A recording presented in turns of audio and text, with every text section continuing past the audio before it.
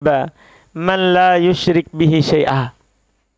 Fakultu ya Rasulullah, afala ubasyiron nas? Qala la tubasyirhum fayattakilu. Akhrajahu fis sahihain. Ini hadis dikeluarkan oleh Imam Al-Bukhari dan Imam Muslim dalam sahih keduanya. Kata beliau dari Mu'ad ibnu Jabal. Mu'ad ibnu Jabal ibn Amr ibn Aus Al-Ansari Al-Khazraji. Beliau penduduk asli kota Madinah. Abu Abdurrahman, sahabat yang terkenal akan keilmuannya. Beliau termasuk sahabat yang melawan kaum musyrikin awal perang yang dilakukan oleh Nabi sallallahu alaihi wasallam. Dan di Mu'ad ibn Jabal inilah berakhirnya ilmu terkait dengan ahkam dan Quran. Makanya beliau diutus oleh Nabi sallallahu alaihi wasallam ke Yaman 2 kali untuk mengajarkan penduduk Yaman tentang Islam. Dan beliau meninggal tahun 18 Hijriah, yaitu 8 tahun setelah Nabi meninggal. Ini di antara buah ilmunya. Dari Mu'ad bin Jabal, beliau bercerita, kenapa banyak ilmunya? Karena seperti ini. Saya pernah dibonceng oleh Nabi. Ini menunjukkan boleh seorang itu membonceng orang lain di atas kendaraannya.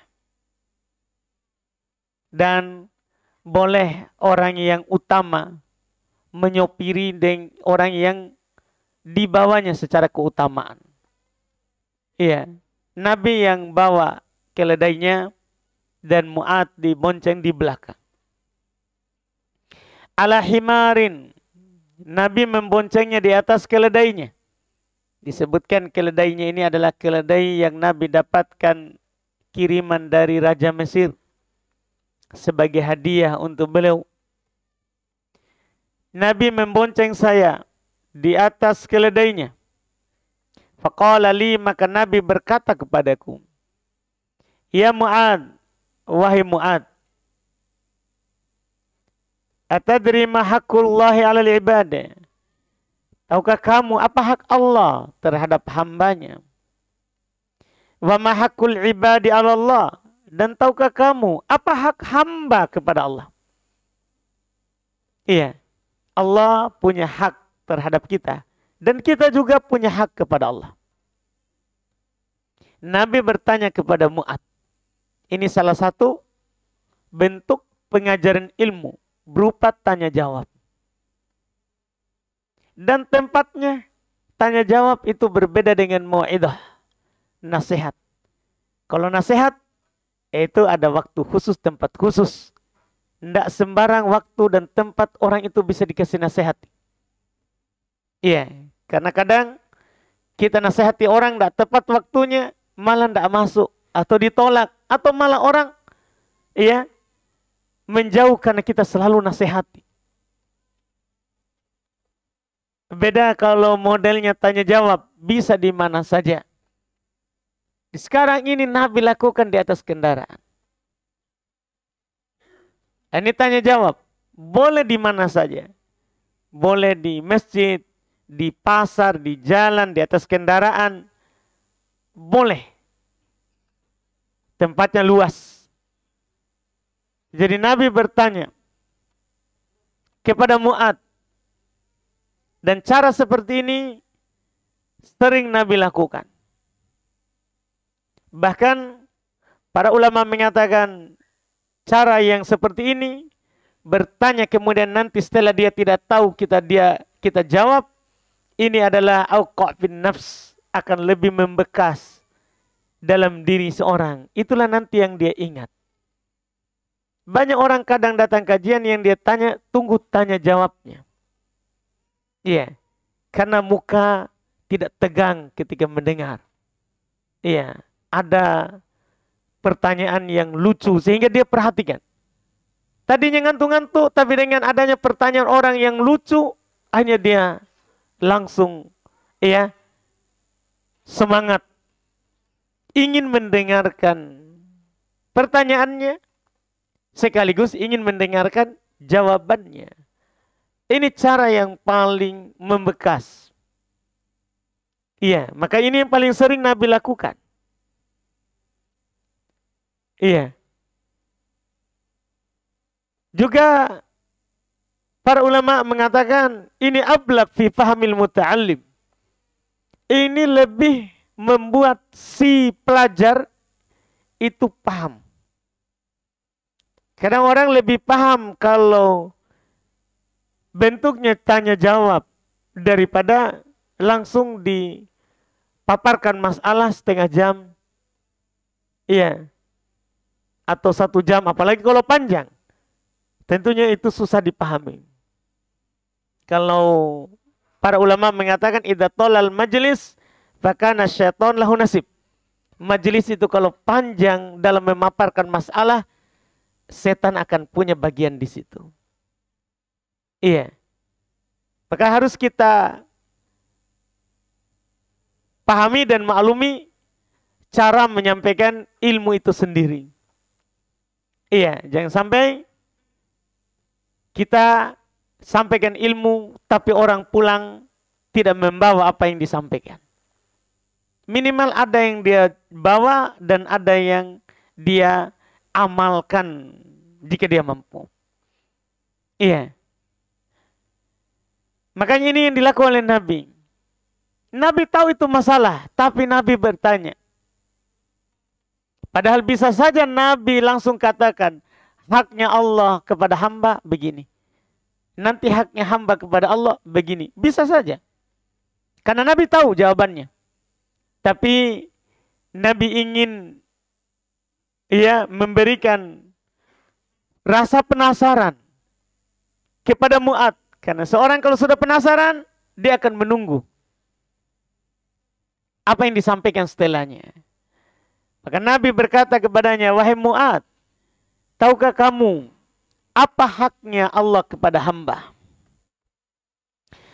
Dan apa haknya seorang hamba kepada Allah? Qultu, kata Mu'ad, saya berkata, Allahu wa rasuluhu a'lam. Allah dan Rasulnya yang tahu. Ini namanya adab. Kalau tidak tahu, bilang tidak tahu.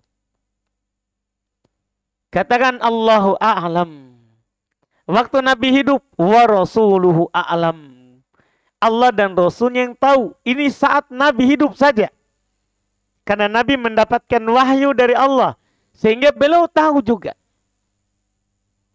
jawaban dari yang ditanyakan. Adapun ketika Nabi sudah meninggal, maka hanya Allahu a'lam. Allah yang tahu itu.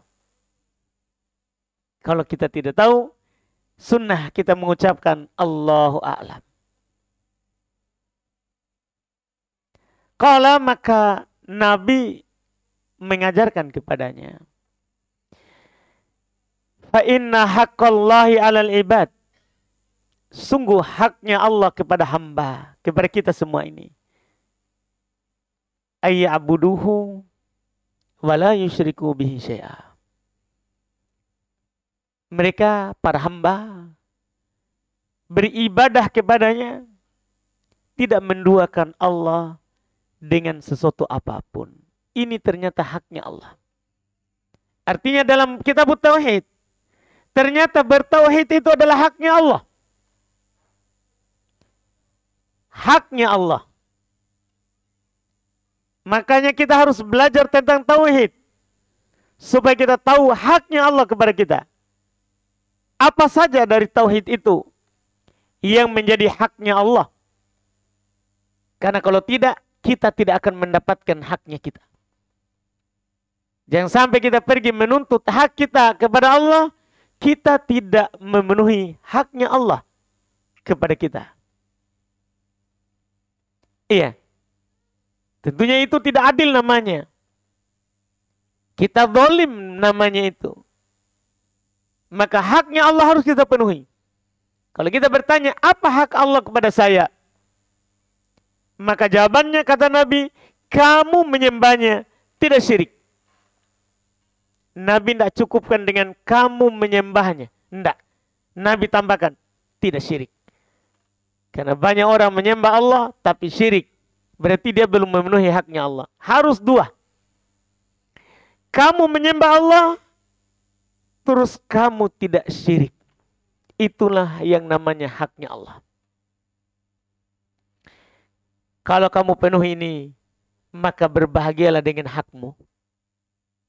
Kata Nabi, wa hakul ibadi 'alallah, dan haknya hamba kepada Allah setelah terpenuhi tadi haknya Allah, alla yu'adziba man la yusyrika bihi syai'a, tidak menyiksa orang yang tidak menduakan Allah dengan sesuatu apapun. Jadi haknya Allah kita sembah dia tanpa syirik. Setelah itu haknya kita bahwa kita tidak akan disiksa. Ini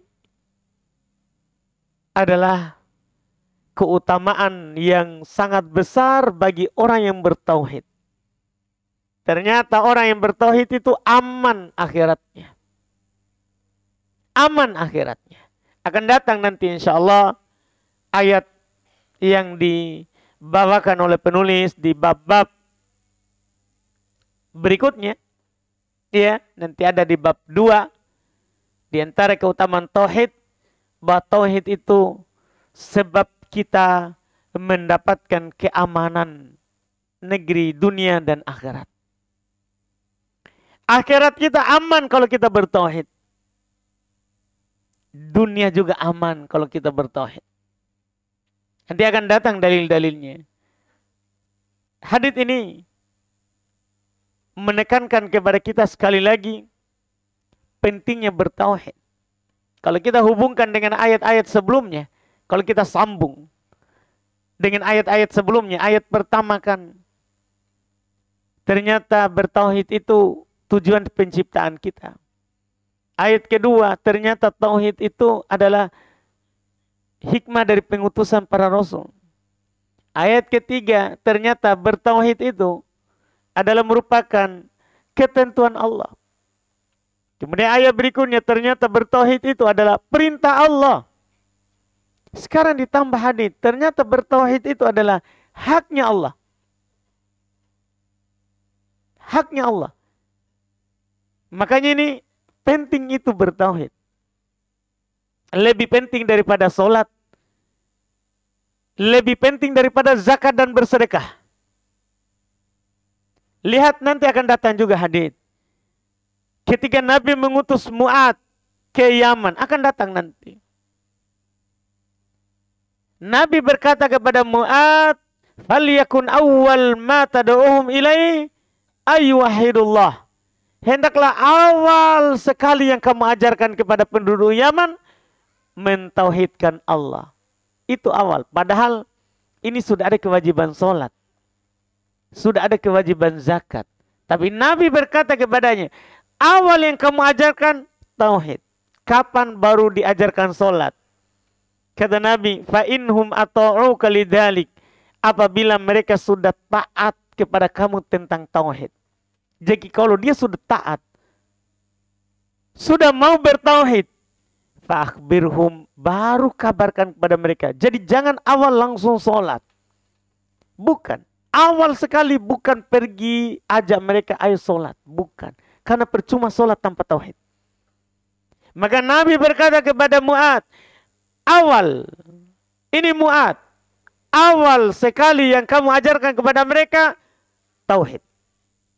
Jika dia sudah paham, jika dia sudah taat kepada kamu tentang itu, fa'akhbirhum, baru kabarkan kepada mereka, annallaha aftarada alaihim khams salawatin fi kulli yaumin wa lailah. Baru kabarkan kepada mereka bahwa Allah memfardukan kepada mereka 5 solat dalam sehari semalam. Bayangkan, kapan baru diperintahkan untuk ajarkan solat? Jika mereka sudah paham tauhid. Iya. Ini pentingnya tauhid. Kapan zakat? Zakat lebih jauh lagi. Zakat lebih jauh lagi. Fa'inhum atau ukalidalik. Jika mereka sudah mau melakukan itu, sudah mau bertauhid, sudah mulai juga sholat, baru kabarkan. Annallaha taradhu alaihim zakata amwalihim. Bahwasanya Allah mewajibkan kepada mereka zakat hartanya. Jadi sudah tauhid. Baru ajarkan sholat. Setelah itu ajarkan bahwa kalau dia punya harta wajib berzakat. Setelah semua itu.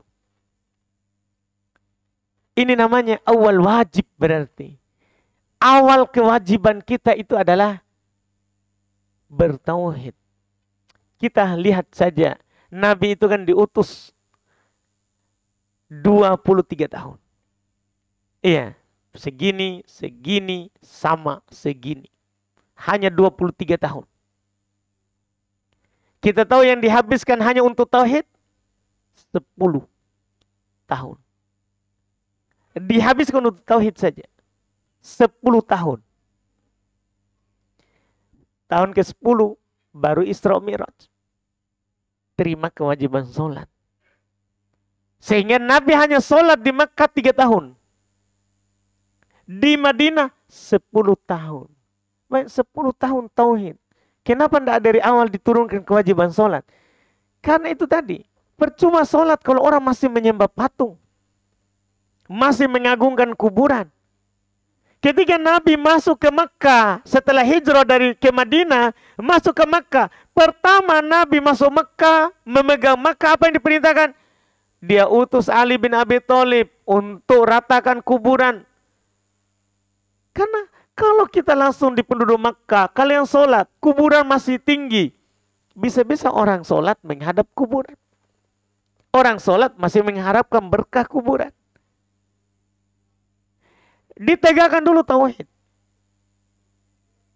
Iya. Dan kalau kita melihat sejarahnya, itu terjadi di tahun 8 Hijriah. Tahun 8 Hijriah. Berarti masih menegakkan tauhid di Mekah. 13 tahun di Mekah, cuman sudah ada sholat di tahun ke-10. 3 tahun di Mekah Nabi sholat. Setelah pindah ke Madinah, tahun ke-8 masuk lagi ke Mekah. Menaklukkan Mekah, tahun ke-8. Masih lagi menghancurkan, meratakan kuburan, menghancurkan patung. Tauhid masih ditegakkan. Tauhid yang pertama. Iya. Ini yang harus kita paham bahwa ini tauhid adalah fokus utama dari Nabi kita Muhammad sallallahu alaihi wasallam. Kenapa bisa seperti itu? Karena coba kita baca ini baru beberapa ayat. Satu hadits menunjukkan penting sekali itu kita bertauhid. Jangan pernah menyepelekan yang namanya belajar tauhid. Tidak apa-apa kita ulang berkali-kali. Karena ini masalah adalah masalah yang paling diwajibkan kepada kita.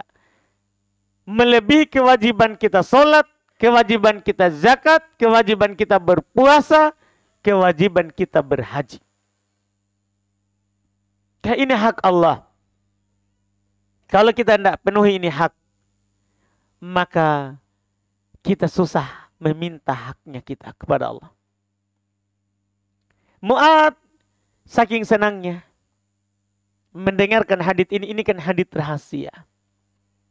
Hanya disampaikan kepada Mu'ad. Fakultu beliau berkata, Ya Rasulullah, afala ubasyirun nas, wahai Rasulullah, boleh nggak saya kabarkan ke orang? Saya sampaikan ke orang ini hadits. Ini hadits, Masya Allah. Kita kalau bertauhid mulia, aman dari siksaan Allah. Tidakkah saya beritakan kepada manusia, kata Nabi, la tubasyirhum, kan ini masih awal-awal Islam, penduduk Madinah. La tubasyirhum, jangan dulu sampaikan kepada mereka. Fayattakilu, nanti mereka akan hanya bersandar kepada tauhid. Ini menunjukkan bolehnya kita menyembunyikan ilmu jika belum waktunya disampaikan. Iya. Kita sebagai pelajar, jangan paksakan ustadz menyampaikan hal yang belum waktunya kita tahu. Iya. Karena seorang yang menyampaikan ilmu, tidak harus dia sampaikan semua yang dia dengar. Ini kan dia dengar. Ini kan bagus. Disampaikan ke orang.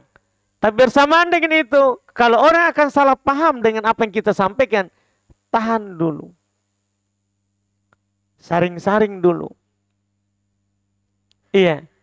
Jangan sampai kita menyampaikan ilmu, niat kita baik, ternyata tidak mampu dipahami oleh orang yang kita sampaikan kepadanya. Iya. Ini menunjukkan sekali lagi, boleh kita simpan ilmu itu sampai waktu dibutuhkan. Sampai waktu dibutuhkan oleh orang.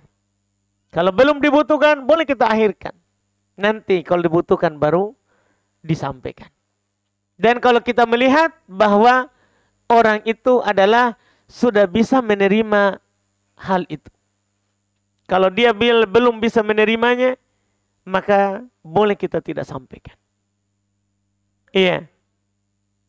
Ada orang baru kita ketemu dengannya, baru masuk pengajian. Dia masuk masjid, sebelum masuk masjid baru dia matikan rokoknya. Baru dia matikan rokoknya di luar. Tidak boleh kita langsung katakan kepadanya, akhi, rokok itu haram. Tidak boleh. Kenapa? Karena rokok memang haram, tapi tidak membatalkan ibadahnya. Biarkan saja dulu ikut pengajian. Kalau dia sudah cinta Allah, cinta Rasul, rokok tidak perlu kita suruh. Dia akan buang sendiri. Dia akan malu sendiri. Ada beberapa orang, ya saya tahu dia merokok.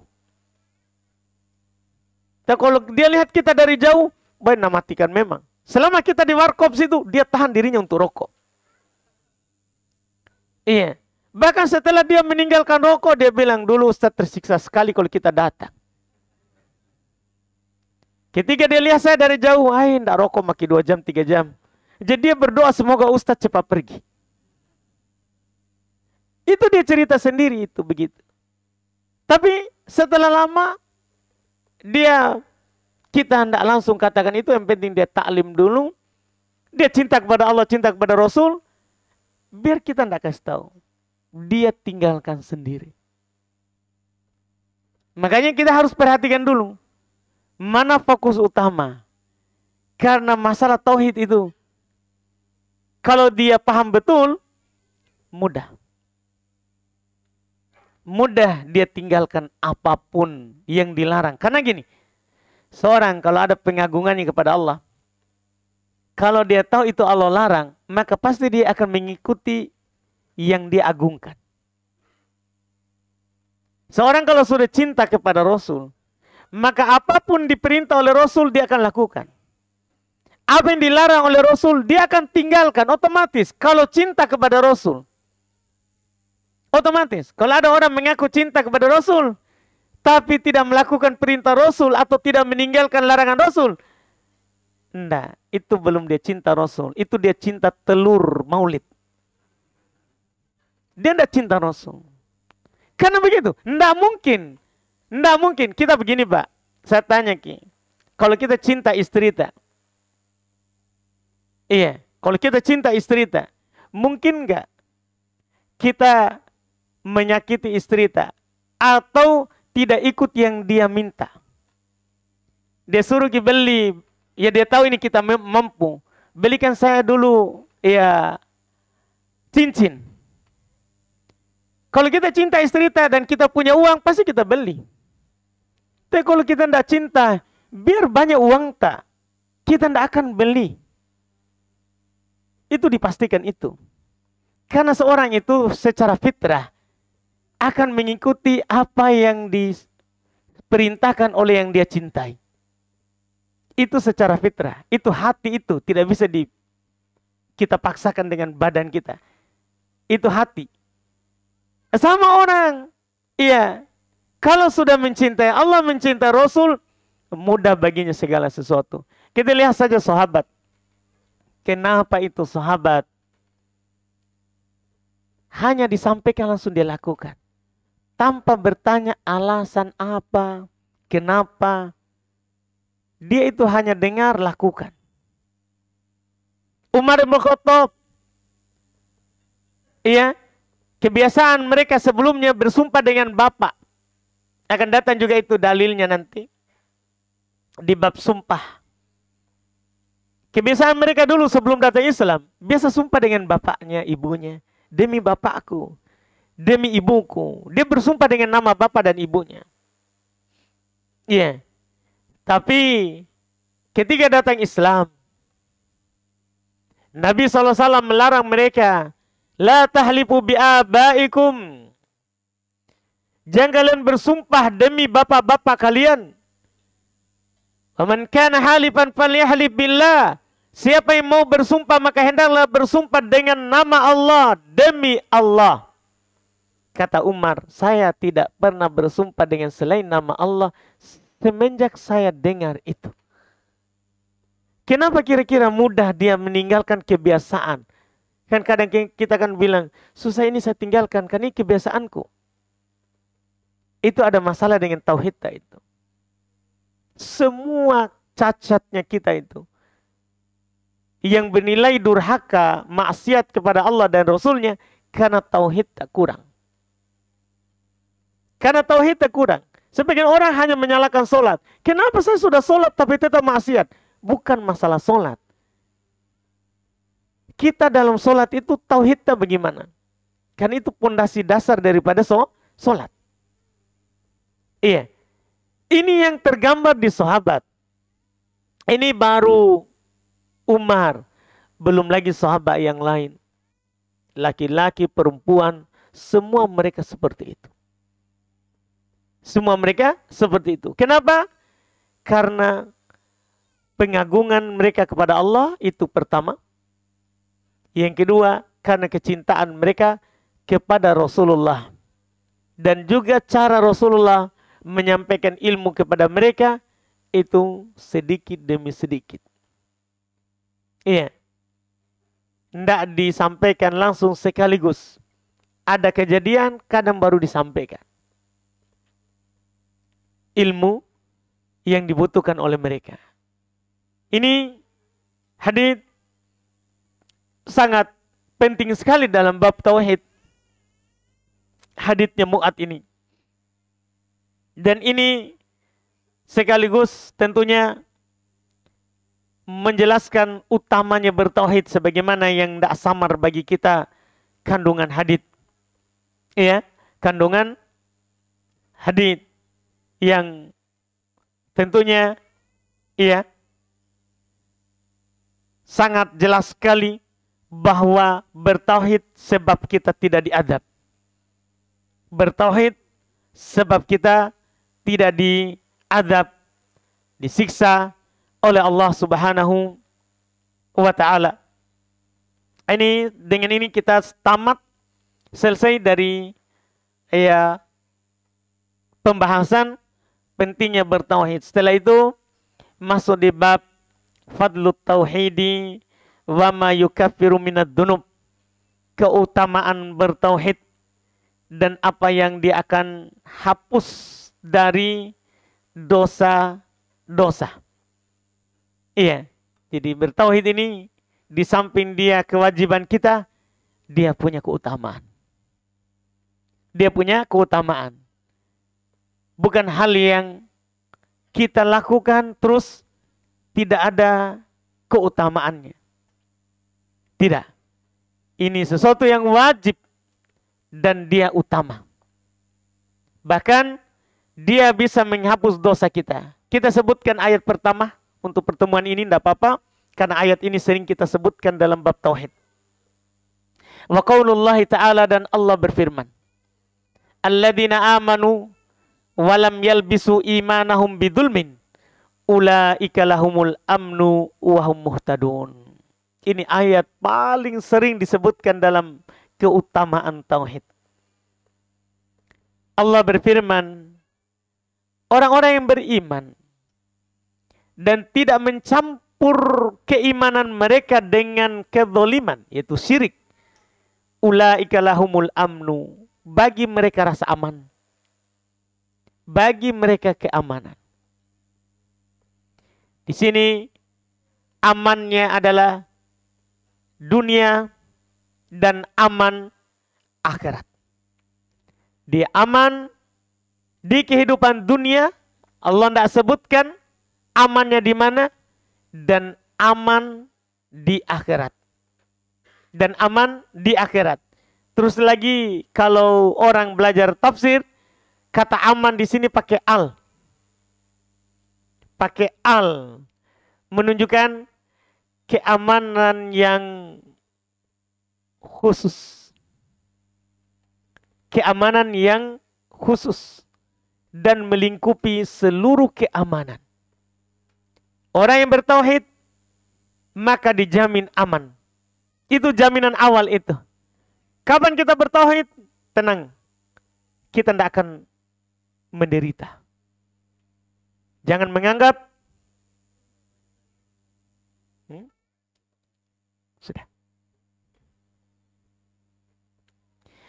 Kita ketika bertauhid, kita belajar tauhid, maka dipastikan kita aman. Kalau ada di antara kita yang masih gelisah setelah belajar tauhid, maka belajar lagi. Belajar lagi. Ketika kita masih khawatirkan rezeki kita misalnya, rezeki anak kita, rezeki istri kita, maka ketahuilah kita butuh lagi belajar tauhid. Karena siapa yang bertauhid sebenarnya sudah dijamin aman. Faulaika lahumul amnu. Sungguh bagi mereka keamanan. Bagi mereka keamanan. Itu hal yang pertama. Yang kedua, wahum muhtadun. Dan mereka akan selalu mendapatkan petunjuk. Orang kalau sudah mulai belajar tauhid, dia akan mendapatkan petunjuk terus. Kalau sudah mulai itu, mulai kita cinta belajar tauhid, pasti kita sudah mulai cinta sholat, cinta puasa, cinta zakat, sedekah. Pasti nanti kita suka berhaji. Itu otomatis itu. Itu secara pasti. Karena orang yang bersungguh-sungguh di satu jalan akan dibukakan baginya banyak jalan. Allah jamin begitu. Walladzina jahadu fina lanahdiyannahum subulana. Orang-orang yang bersungguh-sungguh di jalan kami, maka kami akan memberikan petunjuk dia ke jalan-jalan kami. Jadi kita bersungguh-sungguh saja di satu jalan, maka Allah akan memberikan kepada kita petunjuk di jalan-jalannya kami, kata Allah. Jadi banyak jalan setelahnya terbuka.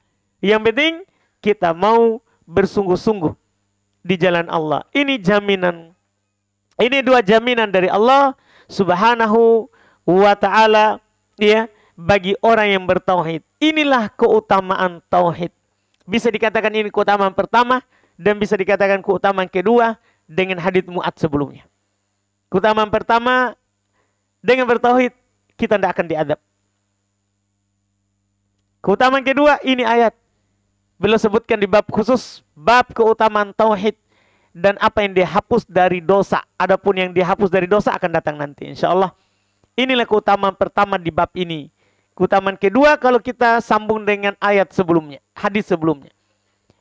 Kita akan mendapatkan rasa aman, ya, dan kita akan selalu mendapat hidayah dan petunjuk dari Allah Subhanahu wa ta'ala. Ini yang kita ambil dulu di pertemuan ini. InsyaAllah kita lagi nanti akan ambil lanjut di hadits berikutnya yang belum sampaikan. Alhamdulillah.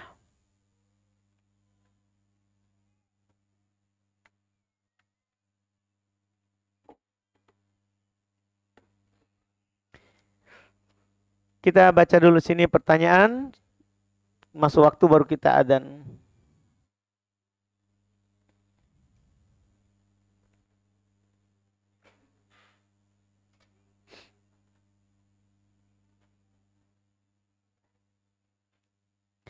Apakah boleh, ini pertanyaan pertama, apakah boleh berandai-andai jika diiringi dengan rasa penyesalan yang mendalam dengan maksud mensyukuri hikmah atas musibah yang telah terjadi? Seandainya ya. Ya. Ini Nabi SAW larang kita berandai-andai. Iya. Dalam hadits Abu Hurairah. Dalam hadits Abu Hurairah. Kata Nabi sallallahu alaihi wa ala alihi wasallam, iya, fala takul lau, jangan pernah kamu bilang seandainya. Kalau ada sesuatu yang menimpa kita, luput dari kita, maka jangan pernah bilang seandainya. Tapi katakanlah qadarullah wa ma syafa'al. Sudah menjadi takdir Allah. Apa yang dia kehendaki, pasti dia akan lakukan. Katakan saja qadarullah. Takdir dari Allah. Iya, karena Nabi jelaskan, fa inna lau tabtahu amal syaitan. Karena lau itu membuka pintu untuk setan. Kalau kita berandai-andai lagi, itu ada lagi tempatnya setan untuk memberikan angan-angan. Karena setan itu selalu memberikan angan-angan kepada kita. Iya, selalu memberikan angan-angan kepada kita. Sehingga kita akan berandai-andai terus. Maka itu ditutup oleh Nabi. Tidak boleh kita lakukan.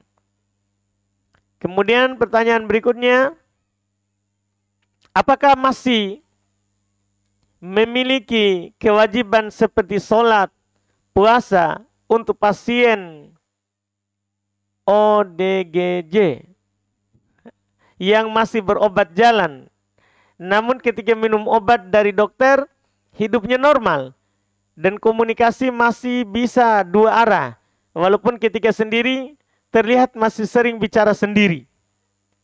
Iya. Ya, ketika normal wajib dia sholat. Dan ketika dia gila lagi, tidak wajib dia sholat. Ini kalau orang gila ya. Gila itu kan ada gila dari asal, dari awal. Ini tidak mukallaf. Ini tidak ada beban syariatnya. Ada gila namanya gila yang tori. Gila yang kadang muncul, kadang hilang. Nah, kalau ini saat muncul gilanya, tidak wajib. Saat hilang gilanya, wajib. Dan tidak perlu dia qada waktu dia gila itu yang dia tinggalkan. Iya, itu kalau kita yang kita sebutkan. Kadang ia sadar, kadang gila. Ustadz, apakah boleh memakai behel gigi padahal gigi saya rapi? Iya, enggak. Kalau sudah rapi, enggak perlu kita pakai. Kecuali untuk kecantikan, enggak apa-apa. Hanya sekedar bercantik-cantik saja. Tapi tanpa renggangkan giginya misalnya. Tanpa dikikir-kikir, itu. Cuma dipakai saja untuk masalah kecantikan. Tidak ada masalah itu. Wallahualam. Saya penyandang disabilitas. Tidak punya tangan kanan. Pertanyaannya, apakah saya boleh bersalaman dengan menggunakan tangan kiri? Dan apakah saya boleh bertahiyat dan berzikir menggunakan tangan kiri? Kalau berzikir, boleh. Karena berzikir boleh menggunakan kanan, boleh menggunakan kiri. Tidak ada masalah. Cuman sunnah pakai kanan. Karena penukilan pakai kanan adalah perbuatan Nabi dari Aisyah. Kana Nabi sallallahu alaihi wasallam yu'jibu tayammun. Adalah Nabi sallallahu alaihi wasallam senang menggunakan yang kanan-kanan.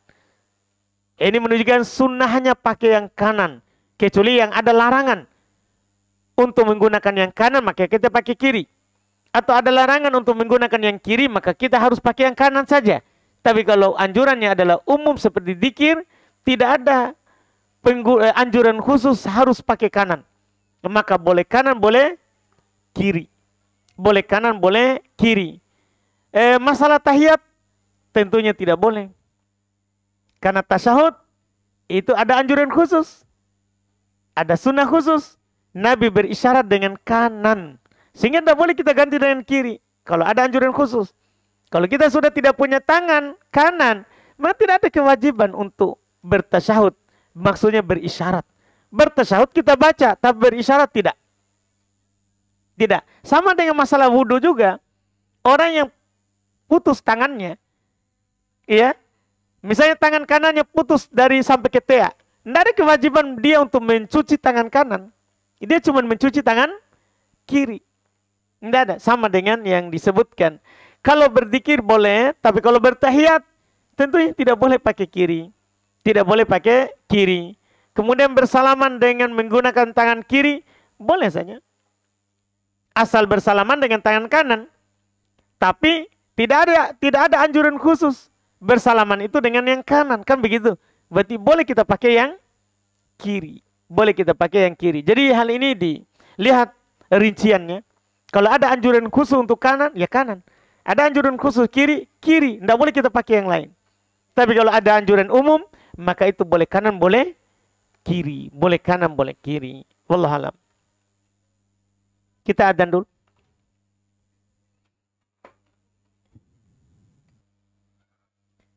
Kita lanjut lagi. Alhamdulillah. Ini ada pertanyaan berikutnya. Ada teman saya titip pertanyaan. Ada tantenya yang percaya bahwa ketika salah satu anaknya sakit, tantenya percaya itu tanda untuk mendatangi atau menziarahi ke kuburan. Petanda adanya bau-bau yang sering dipakai oleh si mayat. Maksudnya parfum. Kemudian malam atau besoknya anak tersebut jatuh sakit. Apa hukumnya Ustadz mempercayai hal itu? Tatoyur ini, tatoyur. Ya, ini namanya tatoyur. Iya, tahayul. Kita bilang apa? Mali. Iya, itu tidak boleh. Nanti akan datang bersama kita bab khusus tentang tatoyur. Karena ini adalah mencacaci tauhid. Seorang kalau bertauhid, maka dia akan meyakini tidak ada yang bisa membuat sakit kecuali Allah Subhanahu wa ta'ala. Iya. Apalagi hal-hal yang gaib. Yang jelas, at-tiyaratu syirkun kata Nabi. Tatoyur itu syirik. Meyakini adanya tahayul itu syirik.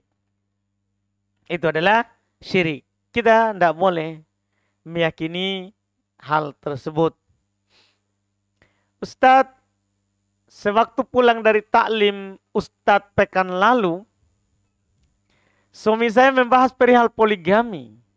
Aduh, saya yang salah ini. Belum mengatakan bahwa suami tidak perlu meminta izin pada istri dan memberitakan orang tua istri dan memberitahu orang tua istri untuk poligami. Kata beliau ini ada khilafnya. Apakah ini benar? Beliau ingin membela diri Ustadz.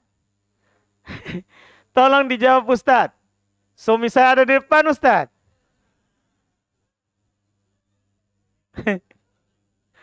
Sepertinya beliau bisa mengalah dengan jawaban Ustadz daripada jawaban saya. Masya Allah. Bahaya juga ini ya. Masya Allah. Jadi saya jawab pekan lalu begitu ya. Tapi suami jawab ada khilaf ya. Ya, biasa orang. Alhamdulillah. Jadi kita alhamdulillah tanya dulu ini maksudnya khilaf apanya? Khilaf hukumnya kah? Atau khilaf apanya? Kan begitu. Iya. Tidak diperselisihkan dalam syariat Islam itu. Bahwa asal hukum berpoligami adalah mubah. Boleh. Bukan sunnah. Hukum asalnya boleh. Mubah itu namanya hukum yang dibilang boleh, berarti nanti bisa saja haram, bisa makruh, bisa wajib, bisa sunnah. Itu yang dijelaskan. Jadi jangan sampai maksudnya ini para ulama bukan khilaf. Mereka cuma membahas hukum poligami itu banyak bentuknya. Jadi dia itu berputar pada 5 hukum. Hukum asal dan hukum wasilah, hukum pengantar. Iya, bukan jika kita suaminya yang berdiri. Jangan sampai kita tidak mau dengar, pergi Ki. Mencurigakan, Di. Iya.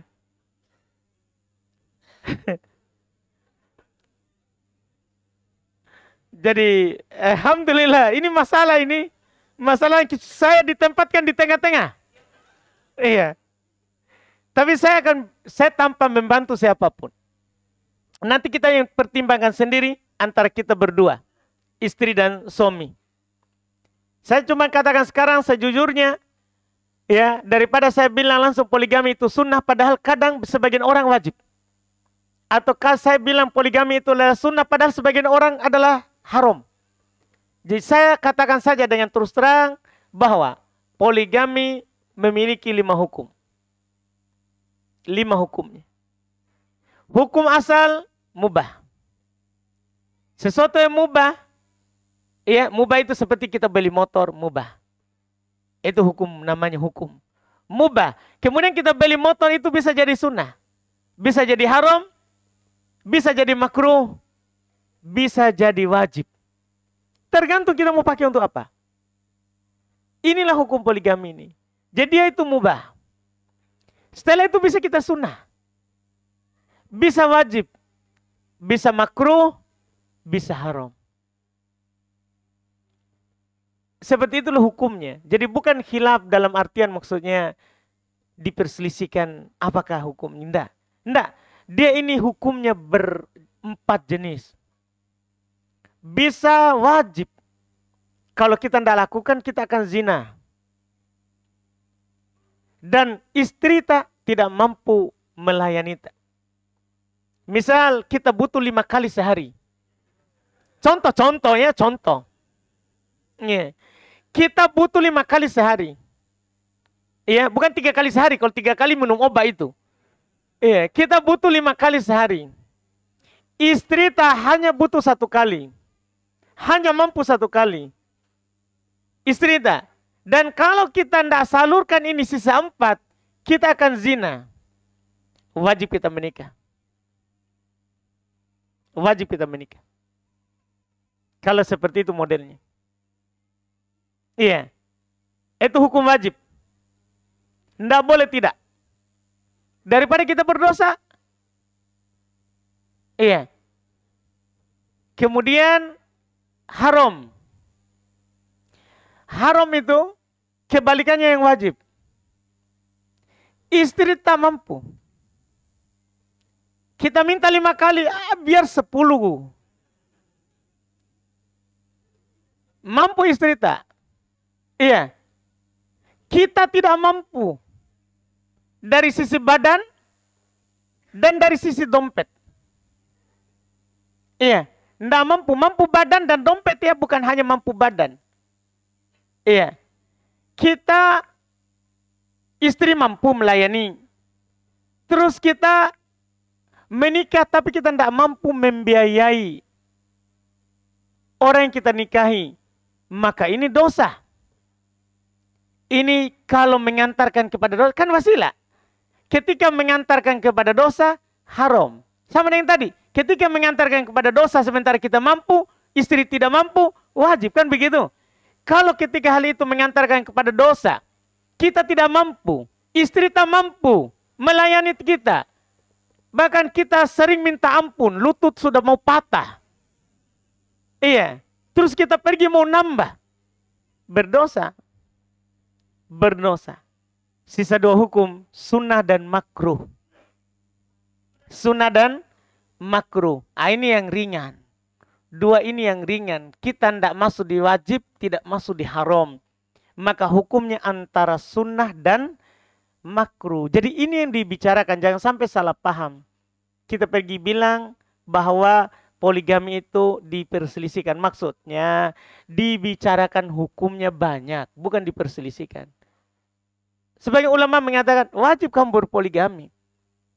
Sebagian lagi mengatakan sunnah kamu berpoligami. Itu tergantung keadaan orang yang bertanya. Kasus orangnya. Iya.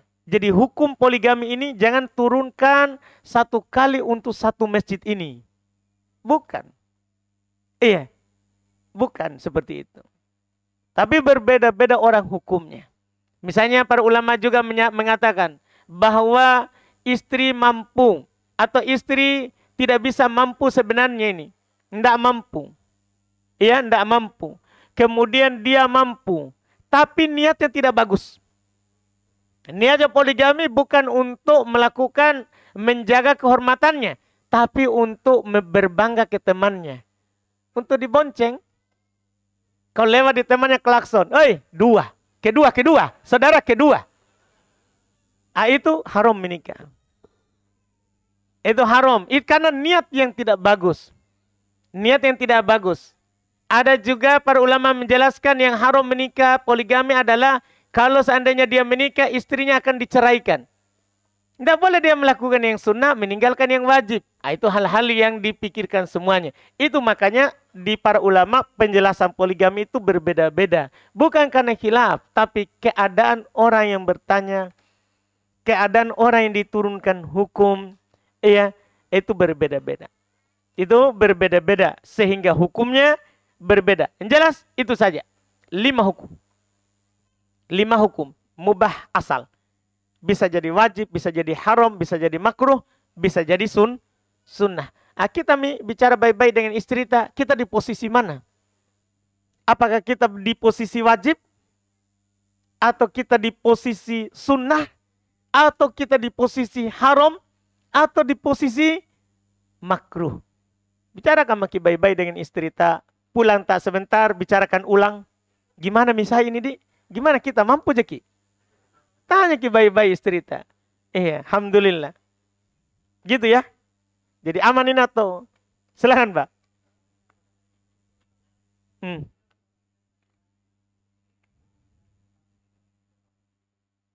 Jika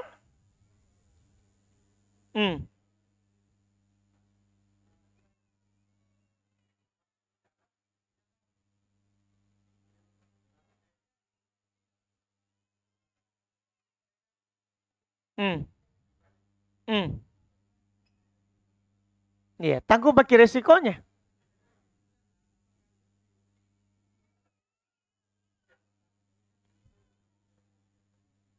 Baik, Mbak. Pada dasar hukum adalah meminta untuk menceraikan. Meminta untuk menceraikan orang itu kan pada dasar hukumnya tidak boleh. Tidak boleh kita pergi meminta untuk menceraikan orang itu, suami, seorang laki-laki, ceraikan istrinya. Supaya kita ganti piringnya. Itu pada hukum dasar tidak boleh. Pada hukum dasar. Tapi ketika haknya dia tadinya tidak terpenuhi, maka boleh karena melanggar hak itu saja. Karena haknya istri adalah di catatan pemerintahan, haknya istri untuk dikasih tahu kalau menikah.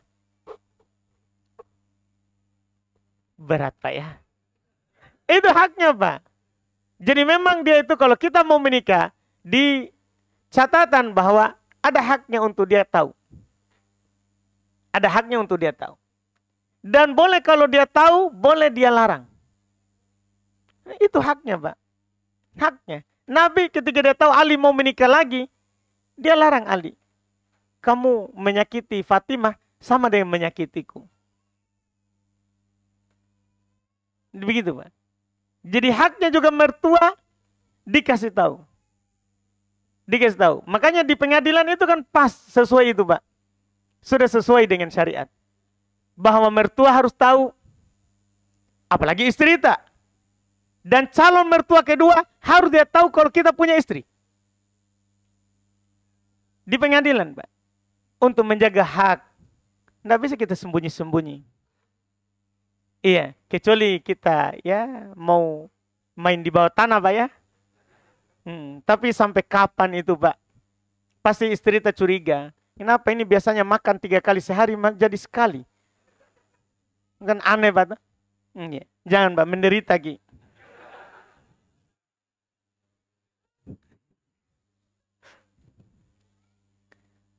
Ustaz, bagaimana pandangan syariat ketika suami masih follow akun perempuan yang kebanyakan masih menampakkan aurat?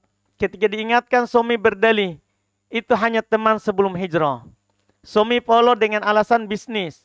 Padahal saya hanya khawatir suami jatuh pada maksiat sewaktu-waktu imannya turun. Bukan karena perasaan cemburu. Kalau kita pun cemburu, tidak ada masalah itu. Iya, memang itu yang bagus.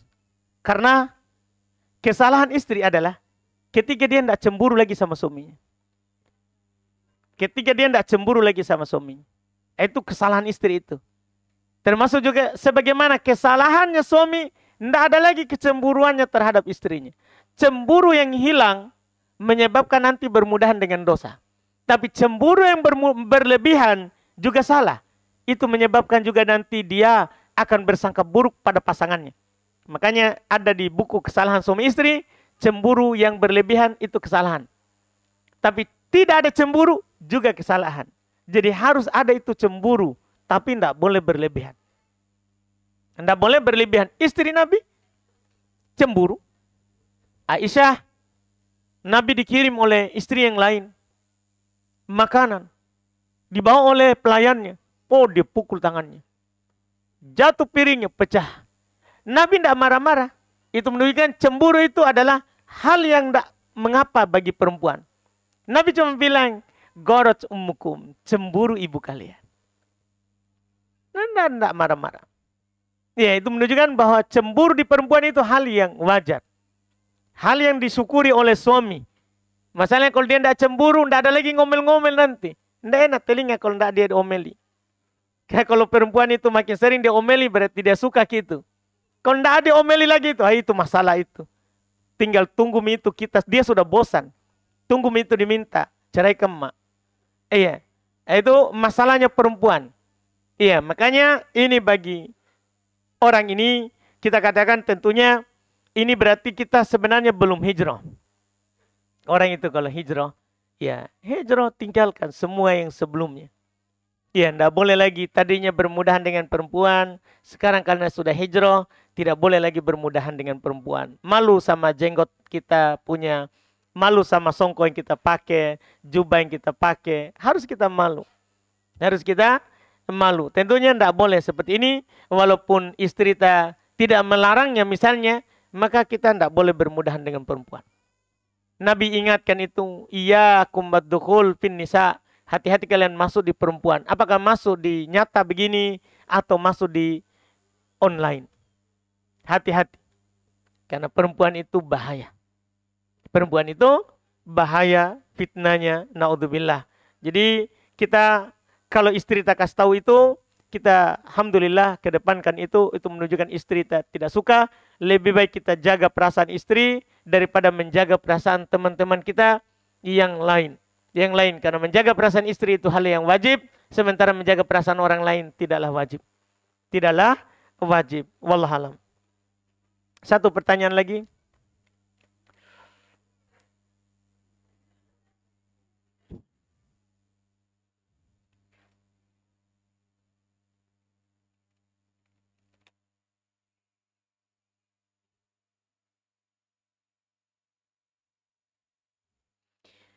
Apa hukumnya meninggalkan sesuatu yang sunnah demi mengerjakan sesuatu yang wajib? Seperti ketika sedang sholat sunnah, kemudian orang tua kita memanggil. Apa yang harus dilakukan Ustadz?